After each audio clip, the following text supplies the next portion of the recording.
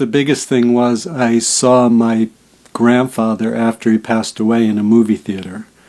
And it was definitely him because he was a unique looking guy that, it's not like I could have seen someone who looked like him. I was sitting like in the 10th row on the side around, of the movie theater watching a movie, and I saw this person from the back that looked like him. And then I walked around the front and I looked at him, and I don't know, I didn't even know what to think, Now, if I had the wherewithal like I do now, I probably would have gone to talk to him. So I just left, and later on when I became more aware and connected and able to connect to those things, I just realized he had passed away when I was away at school, and he just kind of came back to say goodbye because I wasn't really there, which was kind of cool. Just that I didn't totally freak out was just a sign of my openness towards that kind of thing, but not really knowing what to do with it. When I lived in Colorado, I always had a passion for cooking, so I got a job in a restaurant, and so it wasn't nothing, but the perception is very different. Even while I had my near-death experience, it's not like I even knew what to make of that. It wasn't like now, there was no internet. It's not like you could look it up and I didn't know those words or anything like that. So even that, I had this great experience. I didn't really tell that many people right when it happened either. Didn't know what to make of it at all. So what I found out a little while later, when I got involved with some spiritual people, there were like the Tibetan Book of the Dead. There are other books written about it, but it wasn't even a thing enough where I would think, let me go look it up, because I didn't know that. But I did start meeting people. Now, something probably could be the biggest thing that changed in my life is I just started meeting people that were aware of these kind of things.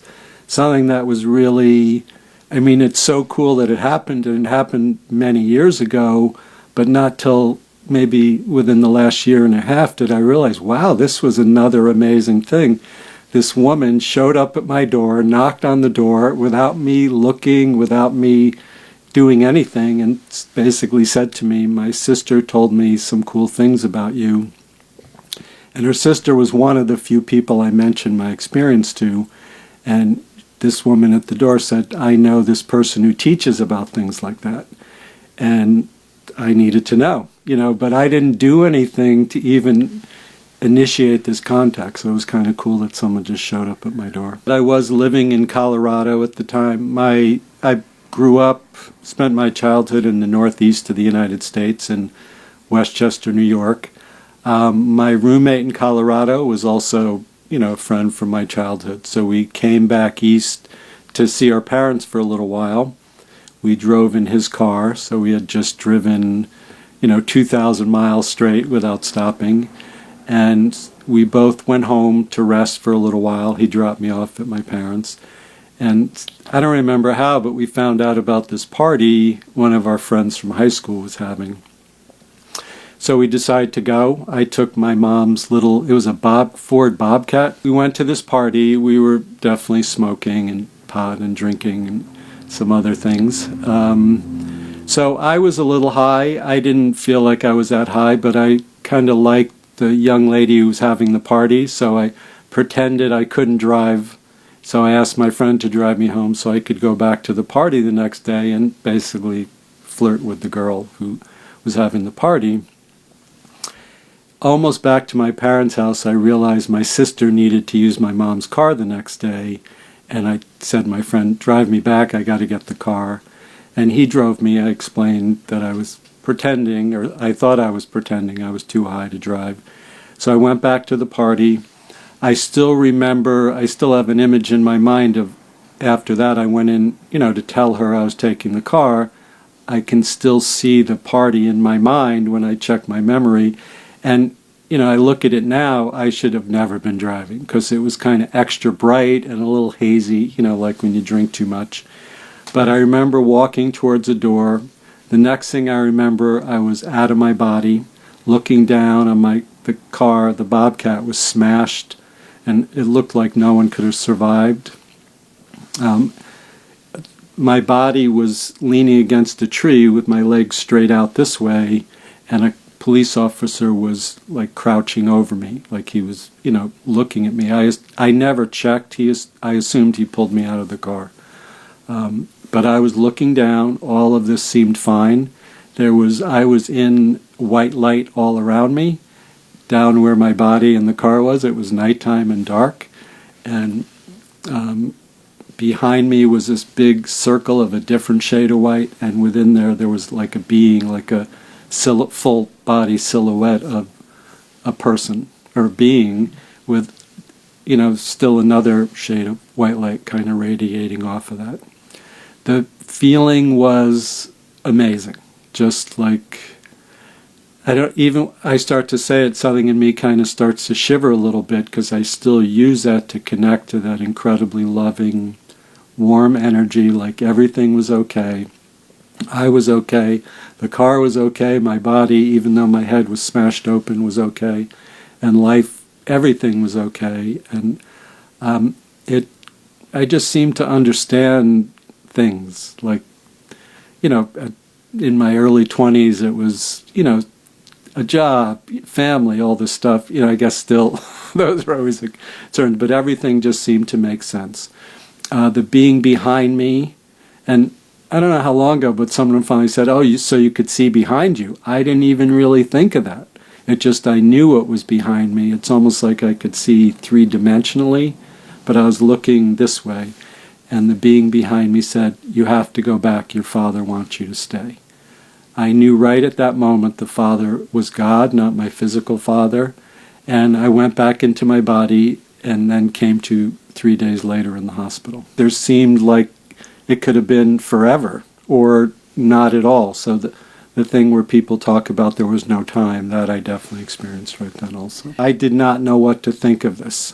So it was, and I guess in a certain way that was a blessing because it became my mission. I need to find out and needed to learn this. And even, I would say maybe a year ago, all of a sudden I go, oh my God, I can't believe I didn't understand that mentally, because it was, there was something about meditating that I go, I was shown that during my near-death experience. I just didn't register it in my mind. So you're asking things that are reference of this physical level and thinking in a linear way, and that did not happen there. So in one way I got everything, but in another way I had no idea what to do with it, we could say. They didn't tell me I flatlined, but they, the nurse said it was touch and go for a while.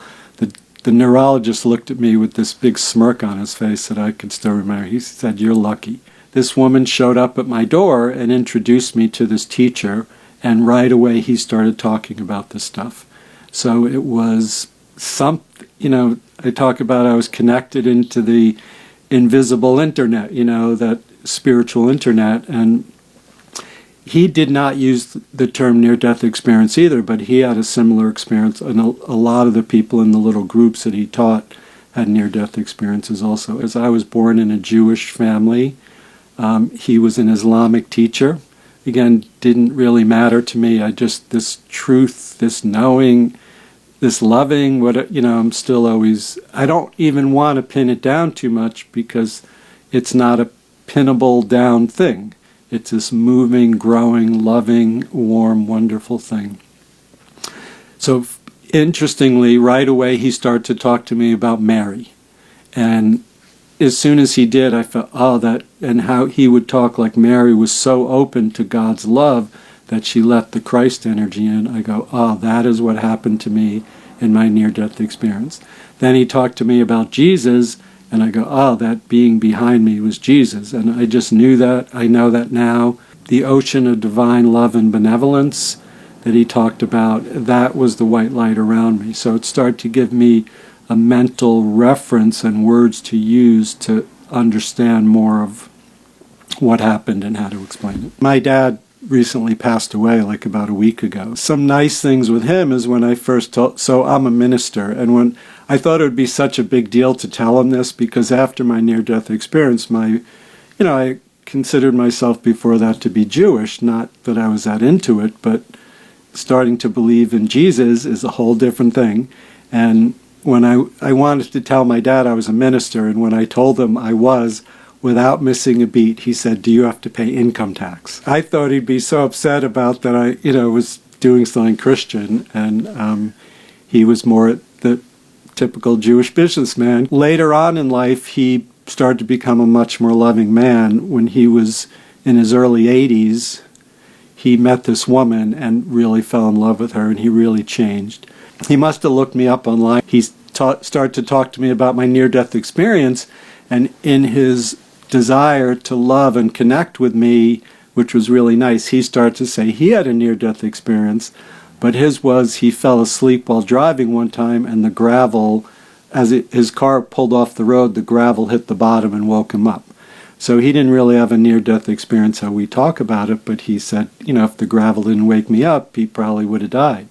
But his wanting to connect with me, and he was totally sharp in his mind, so it was almost funny to me funny in a nice way, that his love superseded his mind to try to connect to me about what was going on. It was great. I started to discover them pretty soon. One thing I noticed, and it still happens, when I touch people, my hands become warm. There was one time I prayed for someone and something happened. When I met the teacher I was talking to you about, he started talking to me about it, and he would call me a sensitive, which I knew was a good thing because he referred to himself in that way. I've had my practice for a long time, but I would say about 5 years ago something happened that I was really able to embrace it in a way to, be okay with it and not almost feel embarrassed. I just helped this woman who had a miscarriage, she was in really bad shape physically after that. The doctor said, forget ever having a child, and at this point, we're a little concerned about saving your life. And she came to me. One of her friends kind of forced her to come see me, and after 2 sessions, she sent me this email saying, I don't know what you do, but the doctors say I'm getting better and they can't believe it. And it was a couple of years after that, but I was looking for things, it was around Thanksgiving, and I started looking for things to post, and I read this. I go, wow, that's like amazing. Because she went from being very sick to being healthy within a few weeks. And I don't know, I just let it in, and it was like, I'm doing something really cool here. And a lot of my embarrassment about talking to people about this kind of out there thing went away right then. So it was gradual over years of accepting it and experiencing, and it is really about helping the person unfold spiritually, and usually within there is a way for them to heal. And it could be physically, emotionally. I mean, sometimes I help people with business stuff, with family stuff, anything it could be. Sometimes it's images out in the world. Sometimes it is just hearing something. Sometimes it's just knowing. It's being there in that place, connecting to the spirit in the way that I did during my near-death experience. You said, did any other things? So part of what I do when I work with people is I can bring that energy in, and I can sort of see a line for them, like how they get there. Some by energy manipulation and some by talking to them, they can connect into that, which is great. Finding someone to help you is really important, because those are the times it is outside of what we know, and it is very hard in your mind to get outside of what you know. So that teacher, and I studied with other teachers, those seem to be the times where I have the biggest jumps, where and it's not verbally, there's something that's kind of communicated somehow invisibly, spiritually, to help with that stuff. It's kind of cool when I talk to someone. So I work on the phone and video, and it's so cool when people get it in other parts of the world. You talk about whatever. I mean, Jesus is one that helps a lot of people, not everybody, but a lot of people. So you talk about those things and people feel the difference, and they get visions that are similar, or, I've had experiences where there's just no doubt about it.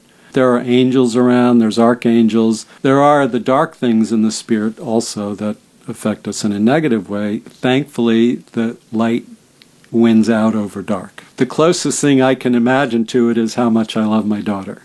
But still, see, I say that and I go, I can just let it in. It is using words that's kind of guiding them to allow their mind to open up to this thing inside of them, and then they open up and it goes, and they get it. Once they get that feeling, then it's like, oh, I get it, and they kind of know everything. Well, the thing of saying knowing everything is a requirement that there's something to know, but so it's more like this amazing acceptance, like that everything's just okay. So you don't need to know anything, but it's nice to know things. Like, it's really cool when I see something about someone and it's a very specific thing. That's always kind of fun. A lot of my studying spiritual stuff was studying Jalaluddin Rumi, like for the first 10 years. So the Islamic teacher was a Mevlevi sheikh who taught, the sect that followed the teachings of Jalaluddin Rumi. So Rumi, the poet, that people read his little poems all the time now. But in his books, he talks about Jesus, Mary, Moses. In the spirit, there's no religion. They're just these amazing beings. I can explain what I do, and I know that it works. So it is. So I usually say a prayer in the beginning, and a lot of it just happens almost automatically now. But there's kind of a connecting into my heart and connecting into the spirit, and then just kind of holding that energy. I see a path for the person. It's their spiritual unfoldment. Along there is physical healing. Usually along there's financial abundance, there's emotional balance and mental balance. So I know a lot about the systems in the body, about acupuncture, about Bach flower remedies, about all these things. So I can kind of check. And usually now it's just intuitively it goes to one of those things, like, oh, that's what this person needs cleared up. But if I don't, there's lists I have in my mind. I could check, oh, is it acupuncture? Is it their nervous system? Is it this? Is it their brain? Is it their emotions? And then it is like asking for a healing for them and asking for a blessing and being very open to whether it is Jesus or Buddha or Abraham or the archangels or whatever that is, and allow for that to come in, and then just kind of keep holding and holding.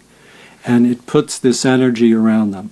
You want to be open to how, because part of it is how the person's consciousness expresses it and what, their karma is, which is all the past lives, all the things they need to learn, and how that can unfold in the most in this lifetime. So it's, again, you're asking specific questions, but it's just really be open in this loving way of knowing something is really wise and all-knowing. There are spirit guides, but I even tell people, be careful with that word, because it almost right away you imagine a person, and that's making it more humanized and physical, and there's a part that it's like this great, amazing thing. Sometimes there are beings that come in that are very human in form. How do you do that where you can open up? And so I was talking to someone yesterday, and they were kind of choosing into all this karma that had to do with struggling. And when I'm working with people, I look like, where's the karma? Like, where's a past life that is happier and healthier and better? So then it's like, well, if I can activate that a little bit. So then I said to this person, you have some real... So they had a nice life in Japan where it was really happy, and they just kept connecting into past lives that were not so happy and, had a lot of negative things. And she goes, oh, I love that stuff. I go, so spend a half hour every day meditating with that, and that part that's just opening and loving. And, then you can bring more of that energy in, because that's within your karmic makeup. Like, you can't not be in your karmic makeup, but you can kind of choose, and you can clear some of the stuff and make it better. We use our imagination, but the qualities and our attributes they're all in us. So when you can focus on those better qualities and attributes, you can make the quality of your life better. There are certain things we need to go through, but it's just something we have to go through, and the learning is not something we can understand in our mind. So it is, can you go through that and still appreciate yourself and love yourself? You can choose into the positive qualities from those lifetimes and keep making your life more about that, then learning how to handle the situations that we might consider not good karma in that same way with the integrity that you did in that lifetime. That was really good. Love is the answer. Love is the question. How can I be in my loving more, being open to learning, knowing that there's more, that it is this endless, loving, wonderful thing. So now I'm seeing my grandmother here. I don't know what she has to do with it, but you open up, but love is the thing. That is the thing. I don't look. I've learned not to do that when I'm not asked. But so yeah, I would tell you to breathe into your heart a little bit, and then I could see what, there's a bit of a procedure with it. It's not always, sometimes I just see things without people asking, but it is kind of like you need a certain permission to do that. So yeah, there's some stuff starting to clear for you. So it's kind of like your energy field is here that you're aware of, and then, like I said, there is the part beyond that. But then even the part way beyond that is where you start to connect into the spirit, and you could do that. And you might start to feel something happening because it's starting to happen. And then you just breathe and you kind of let that in. And it's like, how can you get your mind to that place that's just open to, so yeah, there's someone there, it might be your grandfather or great-grandfather actually, that's kind of trying to help you. So yeah, just take a breath. There you go. So within the things that you've studied in religions, there are all the things from all the religions, but it's like, what do you like the most? Which is the thing that makes you kind of smile inside? There's a negative form there that will just ask for that to clear, that's blocking you a little bit.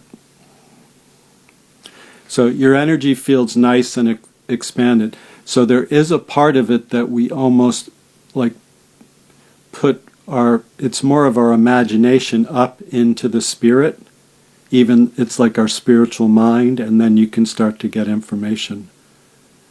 So when you do that, stuff starts to flood in. I'm not seeing exactly what it is, but let your mind sit back. Like you did good. You didn't put your mind out here, but it's right here. It's almost like you let your mind be back here and then see what comes here. Really let your mind sit way back, because you keep, like our tendency, like we talked, your mind keeps going to it to try to define it. And it's like, oh, there's more, and it unfolds, and then kind of after the unfolding, you might get the information. You might not get the information now, you might get it in a few days, or you might not at all, and there would be a knowing that goes along with it. You can allow your intention to connect a little further and up and to the right, because you're being drawn into the spirit really nicely. Luckily, your mind's kind of not going there to interfere with it, which is good. But now you can let your mind go there because you can kind of see some things possibly. Yeah, you're doing good. So do you feel somewhat of the connection? It's really, sometimes really light and subtle, but that lightness is what it is. Yeah, so that's good. So breathe into your heart again. You can start to connect back into your body a bit. So the things that are in the very high levels of spirit, it is hard to talk from that place or even know what it is. It's kind of cool when you see things on the physical, the astral or causal level, because they're very similar to the physical level, but in the spirit there's not much we can say about it. All I can tell you is it started to get to, it's kind of like I started knocking on the door. Yeah. It was like a knock. I started literally kind of like going to another place. Yeah. It wasn't visual, it was all feeling. And when I got there, I was just starting to dip my toe in. Yeah. And just dipping my toe in, I started to feel an immense amount of strength, power, not physical, just energy. You breathe into your heart and expand your heart and let that in. That's kind of how the healing takes place. That energy comes in and can fix all sorts of things. And it's a happy energy. I appreciate that. That was really good. We did kind of like a live little session of what you do. Yeah. So I'm like a commercial now for you. Now everybody who's watching. All right. If you want, it's all Dr. Brock. But this is really, like, I'm like really high right now. I mean, Doc, I got to tell you, you do good work, sir. I just love it. Yeah, thank you. Yeah. It's just like this energy, and I feel like I could take on I feel like I'm like 18. That's kind of the feeling this feeling is. And I'd imagine if there's someone who's sick or has issues, that this energy would help. For everyone listening, it is a very interesting feeling. I've never had this I've had taste of this feeling, but it's kind of like a prolonged feeling of this kind of love, and it's just almost like you've tapped into an energy source that you can't explain. I gave up trying to describe it exactly a long time ago, but saying I can't quite describe it, that it's kind of like this, then people go, oh, I know, because most people experience it at some point in their life doing something, sometimes playing sports when I was younger, or, whatever, music, whatever it is that you like to do. I've been in the zone before. This is not the zone. It's that, and then you let the spirit in, and that's like, whoosh. It's really cool. Doc is extremely cool. Man, I'm speechless, and I just I do for I really do appreciate that. The closest thing I can tell you, it feels like it's like when I was 18. Yeah. Like that energy that you felt like you're invulnerable, like there's nothing that can stop you. Yeah. That kind of energy is the energy that flowed through me when you tapped into it. That's cool.